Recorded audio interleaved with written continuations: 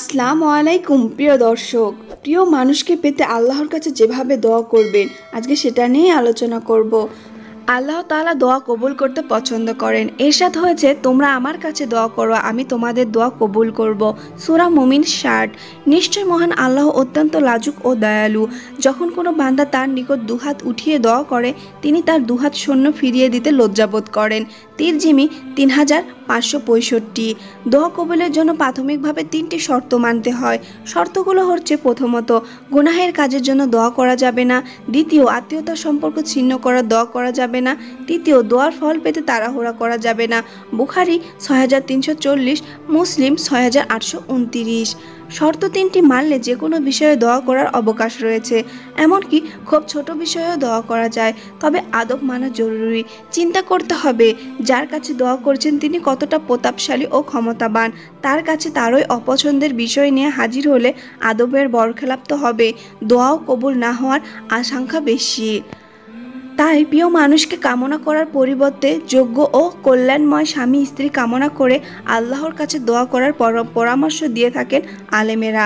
কেননা মহান প্রভু আপনার ধারণার চেয়েও উত্তম জীবনসঙ্গী দিতে পারেন।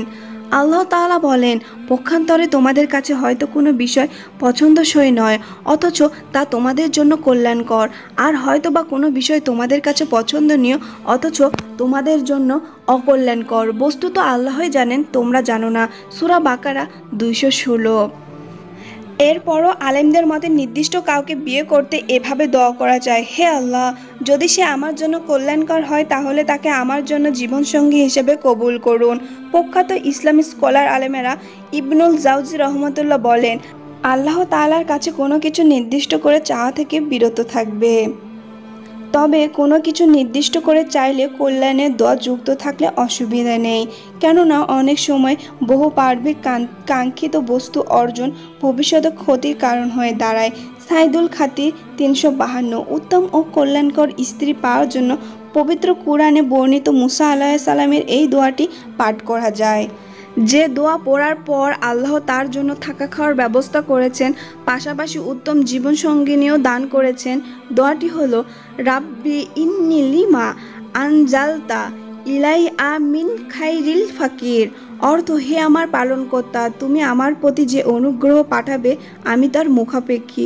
সূরা কাসাস 24।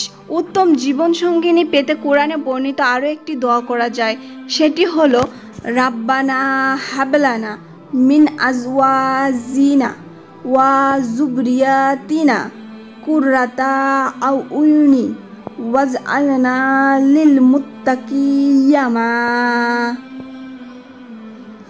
অর্থ, হে আমাদের পালনকর্তা, আমাদের স্ত্রীর পক্ষ থেকে, আমাদের সন্তানের পক্ষ থেকে আমাদের জন্য চোখের শীতলতা দান করো এবং আমাদের আল্লাহ ভীরুদের জন্য আদর্শ স্বরূপ করো। সূরা ফুরকান 54। আল্লাহ তাআলা মুসলিম অবিবাহিত যুবক যুবতীর উত্তম জীবনসঙ্গিনী দান করুন, মনের কল্যাণকর আশা পূরণ করুন। আমিন।